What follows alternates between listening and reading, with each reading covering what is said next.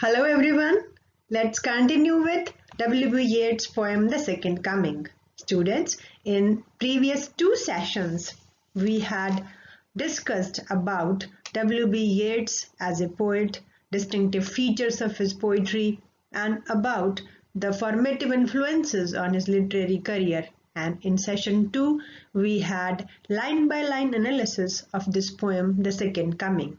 And today in this session my special focus will be on the closing lines of this poem. So let's begin with the text. Students, in the first 8 lines of the poem, we have seen that this poem presents a very good illustration of W.B. Yeats' theory of history as a cyclic process, or his theory about the rise and fall of civilizations as propounded in his prose writing, A Vision. And according to W.B. Yeats, history history evolves in a cyclic motion. And when one cycle is going to over, another cycle takes shape. And he has also given a concept that one phase or one cycle of history has its own time span, and he has just given 2000 years for each cycle.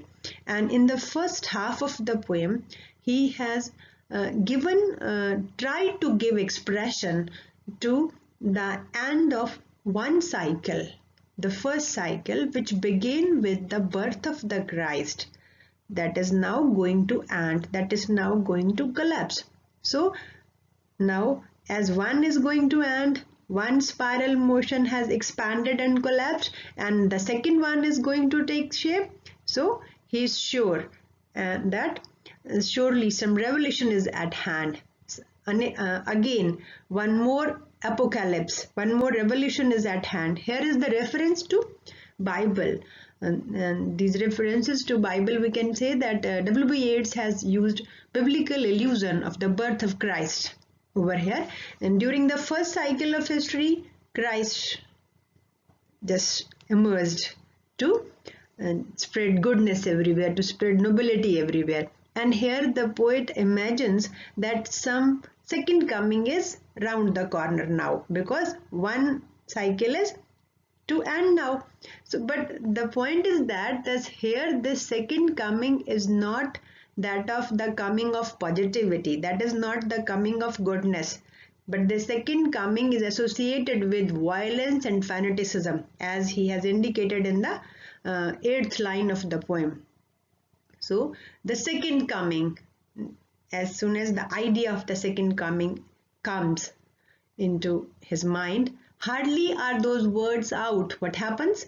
When a vast image out of spirits mundi, there is a huge image appears from the spirits mundi. What it is? Spirits mundi is a Latin phrase. It is for we can say the collective consciousness of mankind, because what is good, what is bad, or is there in the conscious of the mankind. So that the another cycle of history, the another phase of civilization which is going to happen, it is all has taken shape in the collective consciousness of mankind. So W.B. Yeats imagines or just gives expression to the appearance of a huge image from the storehouse of images. And what is that storehouse of images? That is the collective consciousness of mankind. But that image, when it appears, that image is not that like that of Christ's image. That image is, this image is of some negativity, some violence. So just because of its negativity, just because of the fanaticism associated with this image is troubling the sight, troubles my sight. The poet is not comfortable with the appearance of this image, the second coming. And he, in the next lines, he is going to describe that how about the terrifying sight of the appearance of that very image, and that image has appeared somewhere in the sands of desert, in the desert sands, that spirit or that image has appeared out from the collective consciousness of mankind. And how that image looks like: a shape with loin body and the head of a man. Here is the reference to Sphinx. As in the very first video, I have told you that W.B. Yeats has used the myth of Sphinx in this poem. So Sphinx is in Greek mythology is portrayed as a monster with the body of a lion and the head of a man.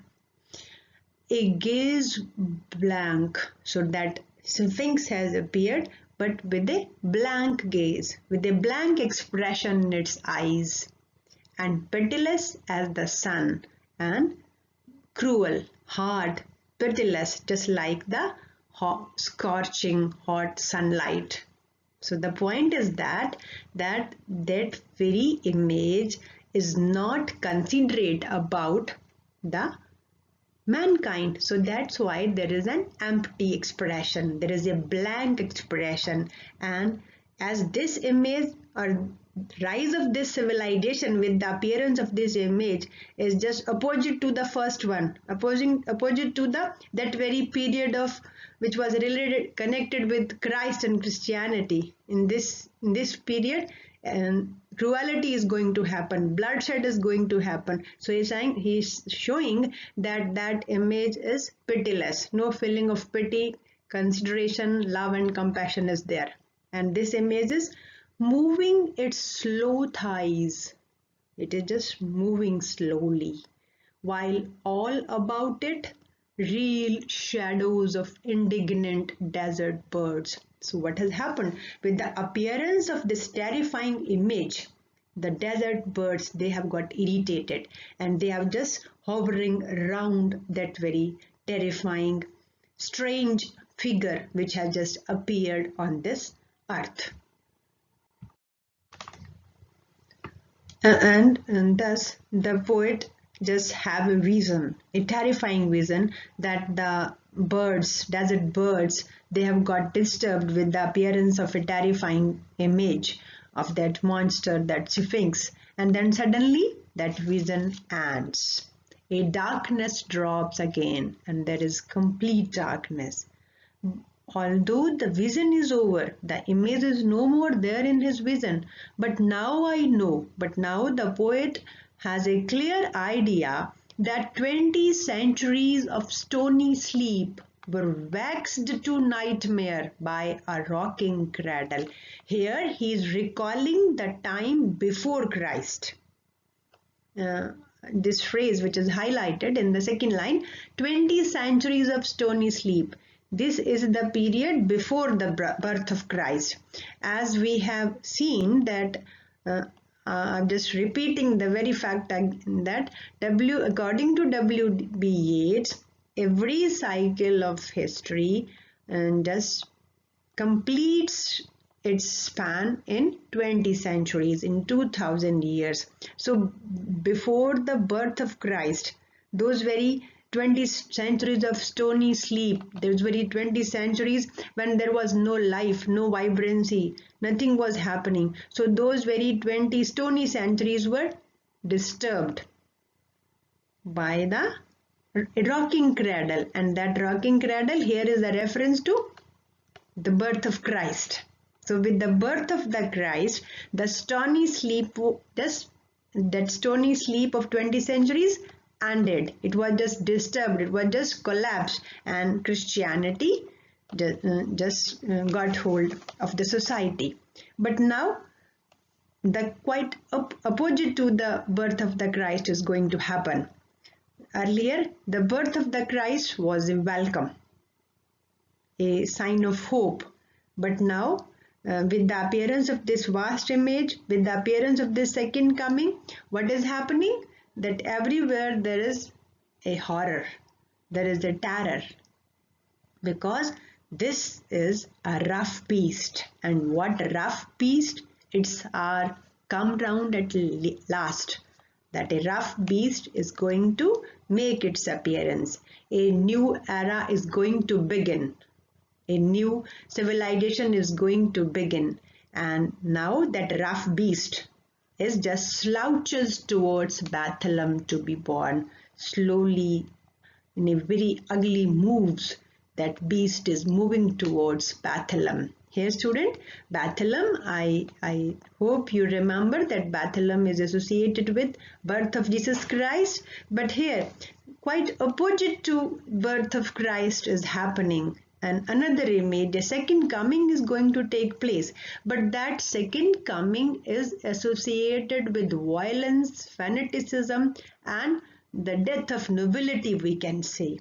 So in this way, in this very poem, W.B. Yeats has made a powerful poetic comment on the post First World War period. He had just given expression to the disorder, chaos, and meaninglessness of the life in modern civilization. In our next video, we will discuss about the structure and style of this remarkable lyric. Thank you.